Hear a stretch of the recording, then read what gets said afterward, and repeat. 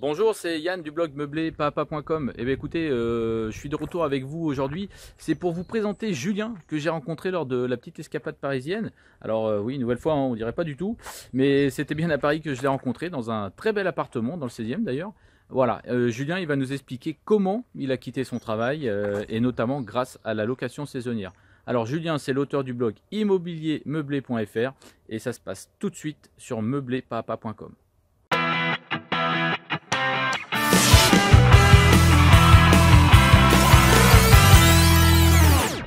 Bonjour Julien. Salut Yann, ça va? Enchanté de te revoir. Alors aujourd'hui, comme je vous l'ai dit tout à l'heure, je suis avec Julien du blog immobiliermeublé.fr. Bonjour tout le monde. Alors, Julien, dans un premier temps, pour cette troisième vidéo, est-ce que tu pourrais te présenter pour ceux qui ne te connaîtraient pas? Bien sûr. Alors je m'appelle Julien, j'ai 32 ans, j'habite sur Bordeaux et j'investis en immobilier depuis plusieurs années, exclusivement sur de la location meublée, que j'exploite de différentes façons. Et du coup j'ai effectivement un blog qui s'appelle immobiliermeublé.fr sur le sujet, dans lequel je parle, comme toi, de ce mode d'exploitation que j'affectionne particulièrement. D'accord. Alors, est-ce que tu peux nous dire dans quelle région tu investis et sous quelle forme tu investis? Ouais, bien sûr. Alors, j'ai investi en région, on va dire, Grande Aquitaine, Nouvelle Aquitaine, hein, pour ceux qui connaissent. Donc, du coup, à proximité de Bordeaux, La Rochelle, enfin voilà, dans ce secteur-là. Et j'ai investi alors aujourd'hui sur deux modes d'investissement particuliers. La location saisonnière, qui est le mode que je préfère et qui aujourd'hui me rapporte le plus, et de la location meublée longue durée, que je fais sur quelques biens. Plus parce que je les ai achetés déjà loués de cette façon et en attente de les basculer en location saisonnière à moyen et long terme. D'accord. Oui, alors je précise, on en avait déjà discuté avec Julien. Il a des appartements où il y avait déjà des locataires, c'est C'est ça? ça, ouais. Et donc tu attends que ces locataires s'en aillent pour éventuellement préparer tes appartements et faire du saisonnier. Exactement, c'est tout à fait ça. D'accord. Et ça fait combien de temps que tu fais cette location saisonnière? Écoute, là ça va faire 3 ans hein, que je fais de la location saisonnière. Je termine ma troisième année d'exploitation. Voilà. D'accord, d'accord, d'accord. Alors, finalement, tu habites quand même assez loin de tes appartements. Mhm. Est-ce que tu peux expliquer aux personnes, c'est vrai, j'en ai pas trop parlé de la location saisonnière encore, est-ce que tu peux expliquer aux personnes quelle est ta manière de gérer justement les entrées, les sorties, et pourquoi pas aussi comment tu trouves les locataires? D'accord, ok. La première année, j'avais qu'un seul appartement et j'ai voulu tout faire moi-même. Déjà parce que je pensais pas forcément à déléguer et parce que je voulais de toute façon, le premier on est un peu frileux donc je voulais voir comment ça se passait, rencontrer les locataires, toutes ces choses-là. J'ai très vite arrêté parce que ça prend énormément de temps, hein. C'est chronophage la location saisonnière, il faut faire les check-in, les check-out, donc l'accueil des locataires, la sortie des locataires, il faut faire le ménage entre deux locations, il faut laver les draps. Tout ça, ça demande quand même un peu de temps ou une certaine organisation. Donc ce que j'ai fait très rapidement, c'est à la fin de la première année d'exploitation, c'est que j'ai recruté une personne qui s'occupe de tout ça pour moi. Donc concrètement, aujourd'hui ce que je fais, c'est que moi je garde la partie commerciale de cette location saisonnière, c'est-à-dire que quand j'ai des prospects ou des clients qui m'appellent, c'est moi qui réponds aux mails ou au téléphone et qui du coup leur explique ce qu'ils ont besoin de savoir, répond à leurs questions jusqu'à la phase de réservation. Et à partir de la réservation, je délègue tout à une personne que du coup j'emploie sur place et c'est elle qui va s'occuper d'accueillir les locataires, de faire la sortie à la fin du séjour, de faire le ménage entre deux réservations et de laver et repasser les draps. D'accord. Voilà. Tu peux nous dire combien ça coûte à peu près cette... Alors ça coûte entre... pour moi ça me coûte 60 € par séjour, hein, c'est forfaitaire. Par contre, en fonction du prestataire que vous allez choisir, en fonction de l'endroit où vous allez être et du mode de délégation que vous allez choisir, ça va varier. Ça peut varier de, allez, pour donner une fourchette vraiment large, de 50 à 65 €. D'accord. Alors, c'est des chiffres qui peuvent peut-être paraître impressionnants comme ça d'un premier abord. On verra tout à l'heure que ça paraît logique au final et que ça n'empêche pas une rentabilité. Non, alors je peux même t'en parler tout de suite. C'est-à-dire que quand tu fais de la délégation, ça c'est un frein qui revient souvent. On se dit, mais ça a un coût et c'est un coût important. C'est vrai que quand on parle de 60 €, une somme forfaitaire par séjour, ça peut paraître important. Donc moi j'ai deux choses à dire. La première, c'est que pour pallier à ça, j'impose 2 nuits minimum aux locataires. D'accord. Hein, je ne loue pas pour une seule nuit pour la simple et bonne raison que si je loue 80 € la nuit et que ça me coûte 60 € de délégué, il me reste pas grand chose à la fin de la réservation, surtout une fois que tu as payé la plateforme de réservation. Ouais, bien sûr.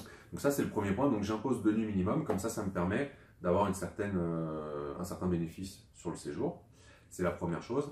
Et la deuxième chose, c'est que je dirais que contrairement à une idée reçue, le fait d'avoir délégué la gestion en location saisonnière, ça m'a permis d'augmenter mon chiffre d'affaires de façon considérable. J'en ai déjà parlé sur le blog, mais c'est vrai que la première année, j'ai tout fait moi-même. Donc j'ai dû refuser beaucoup de réservations parce que comme je travaillais et que j'habite à 120 km de mes investissements, quand tu as des locataires qui veulent arriver en pleine semaine, un mercredi à 17 h par exemple, c'était juste pas possible. Et donc j'avais fait de mémoire 8 000 € de chiffre d'affaires cette première année. Donc à la fin de l'année, je donne en délégation, et l'année d'après, je suis passé à 18 000 €. Donc ce que je voulais dire, c'est que c'est une fausse crainte parce que le fait de déléguer, ça vous permet d'ouvrir le calendrier toute l'année et donc d'accepter des locataires toute l'année à n'importe quelle heure. Et donc, au final, d'augmenter considérablement le chiffre d'affaires. D'accord. Oui, alors effectivement, tu en avais parlé sur une vidéo ou sur un article. Oui, j'ai fait une vidéo sur le sujet où je parlais de la délégation, effectivement. D'accord. Alors ce que Julien a dit là, c'est très intéressant parce que là où on a l'impression de finalement perdre de l'argent, en fait, on en gagne grandement. C'est ça. Regarde, 8 000 la première année, tu te dis 18 000 la deuxième, en admettant que les 10 000 d'écart, même si tu dois payer 1 500 ou 2 000 € de délégation, il te reste quand même 8 000 € que tu n'aurais pas fait de toute façon. Donc c'est que du plus. Il ne faut pas le voir. Moi je dis souvent qu'il ne faut pas le voir comme une dépense, en fait il faut le voir comme un investissement. D'accord. On y reviendra certainement tout à l'heure, mais en plus ça a un intérêt pour les impôts. Ça a un intérêt pour les impôts, effectivement, parce que cette personne que j'emploie, c'est une charge au point de vue fiscal qui vient tout de suite en déduction de mes loyers. D'accord. Alors, on a évoqué un peu quelques chiffres, tu as parlé de 10 000, 18 000. Est-ce que tu pourrais nous dire, peut-être pour que ce soit assez direct, grâce à la location saisonnière et peut-être une moyenne sur un appartement, combien tu as de cash flow, c'est-à-dire combien il te reste d'argent chaque mois avec ce principe en location? Alors sur mes appartements en location saisonnière, je dégage entre 700 € et 800 € de cash flow par appartement. D'accord. Ok. Il faut savoir qu'en location saisonnière, la moyenne constatée et que je vois aussi sur mes appartements, c'est que tu fais x3 en loyer par rapport à une location classique. D'accord. Donc si ton appartement, si tu le mettais en location à l'année, tu le louais 500 €, et en location saisonnière, tu peux espérer tirer 1 500 € de loyer. Okay. Donc voilà, je me sors à peu près entre 700 et 800 de cash flow. Il faut savoir qu'aujourd'hui, j'ai 9 biens immobiliers en tout, qui me ramènent environ 2 500 € de cash flow. Ça dépend des mois, bien sûr, mais voilà. D'accord. Et tu en exploites combien en location saisonnière? Alors aujourd'hui, que deux appartements. Et j'ai donc 7 autres appartements répartis sur 2 immeubles, parce qu'en fait, j'ai acheté 2 immeubles qui devraient basculer dans l'année à venir. Au plus tard, dans un an, ils seront tous basculés en location saisonnière. D'accord. D'accord. Donc toi, ton objectif, c'est vraiment d'avoir, je sais pas, 6, 7, 8, voire les 9 appartements en location saisonnière. Oui, parce que tu te dis que, par exemple, imagine la puissance du truc, hein, tu as un immeuble de 3 appartements, je vais prendre le cas sur un que j'ai. Aujourd'hui, il me ramène cet immeuble 1 500 € de loyer, tous les mois. Ouais, d'accord. En sachant qu'en location saisonnière, tu peux faire x3, ça veut dire que potentiellement, en location saisonnière, je pourrais me ramener 4 500 € de loyer. Sauf que mes charges, elles ne vont pas augmenter de façon aussi importante. Ça va coûter un peu plus cher parce que notamment je vais déléguer la gestion à quelqu'un, mais 4 500 € de loyer, imagine ce qui te reste à la fin du mois. Ah ouais, très bien. Alors avec tout ça, j'imagine qu'il y a peut-être une question qui doit vous venir à l'esprit. Tu dois payer beaucoup d'impôts là avec tout ça. Alors écoute, je paye une somme c'est vrai qu'on paye beaucoup d'impôts en France. J'en suis à 0 €. Ah. D'accord. Donc ça, effectivement, je pense que ça peut être intéressant. J'en parle beaucoup sur le blog, mais toi aussi, hein, parce qu'on fait ça pour... ça fait partie des raisons qui nous poussent à faire du meublé. Je pense que tu es d'accord avec moi. C'est vrai qu'en meublé, si vous faites bien les choses, c'est pour ça que c'est important de se former aussi, mais si vous faites bien les choses, vous pouvez dégager du bénéfice tous les mois. Donc il vous reste de l'argent à la fin du mois une fois que tout est payé, et ne pas payer d'impôts pendant de nombreuses années. Alors complètement. On fera des vidéos, Julien aussi, j'en doute pas, sur comment c'est possible de ne pas payer d'impôts en gagnant de l'argent, hein, même en gagnant 18 000 €. Alors en fait, c'est pas du tout une truande, hein, c'est un système fiscal qui est très adapté. Donc on y reviendra, mais effectivement, le meublé, c'est vraiment le principe de location, et que ce soit sous n'importe quelle forme, hein, à long terme, Court terme, saisonnier, courte durée, colocation, ça n'empêche qu'on peut être sur des systèmes fiscaux qui nous permettent de ne pas payer d'impôts. Bah, ce qui est génial avec le meublé, c'est ça, c'est que déjà, ça te permet de faire plusieurs types d'exploitation possibles. Si tu es plus colocation, bah, tu peux faire de la coloc. Si tu es plus location longue durée, tu peux le faire. Tu peux faire de la courte durée. Tu as un peu l'embarras du choix. Et quel que soit le mode d'exploitation que vous allez choisir, ça ne changera rien. Ça reste, d'un point de vue fiscal, une location meublée. Et donc, le système le statut de loueur meublé non professionnel s'appliquera quel que soit le mode d'exploitation que vous allez choisir. D'accord. Alors, bon, ça fait déjà beaucoup d'éléments. Là, si Julien, si tu avais un conseil à donner aux personnes qui nous regardent, hein, c'est ce que j'ai dit dans ma deuxième vidéo, qu'elles soient débutantes ou qu'elles commencent à être confirmées, qu'est-ce que tu pourrais donner comme conseil? C'est un peu compliqué. Je dirais, je peux en donner deux. Ah, tu peux, tout à fait. Alors, le premier conseil, c'est bien de regarder des vidéos, de voir, de s'y intéresser. Il ne faut pas avoir peur de se lancer, parce que franchement, ça paraît peut-être compliqué, ou on se dit il y a un piège ou quoi.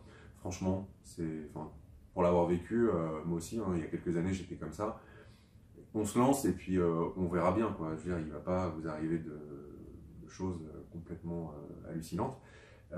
C'est beaucoup plus facile qu'on ne le croit. Ça, c'est le premier conseil. Mais le deuxième conseil, c'est qu'avant de se lancer, formez-vous. Et formez-vous correctement parce qu'un investissement immobilier, ça peut être un vrai bonheur qui vous ramène de l'argent tous les mois et une aventure passionnante. Ça peut aussi vite se transformer en cauchemar si on fait mal les choses ou si on ne sait pas forcément comment faire les choses. Complètement. Et puis moi, je vais ajouter par rapport à ça que pour revenir sur la formation, c'est vrai qu'on en parle beaucoup.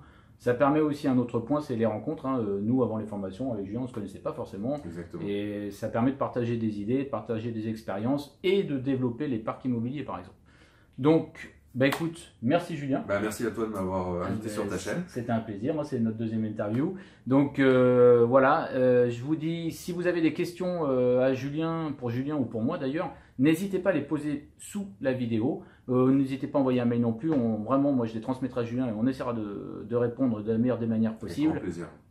Très bien, voilà, vous avez la preuve en direct. Et par contre aussi, n'hésitez pas à vous abonner à ma chaîne YouTube. Ça doit se passer au-dessous sur la petite cloche. Donc je vous dis à très bientôt. C'était Yann du blog meublépapa.com. À bientôt.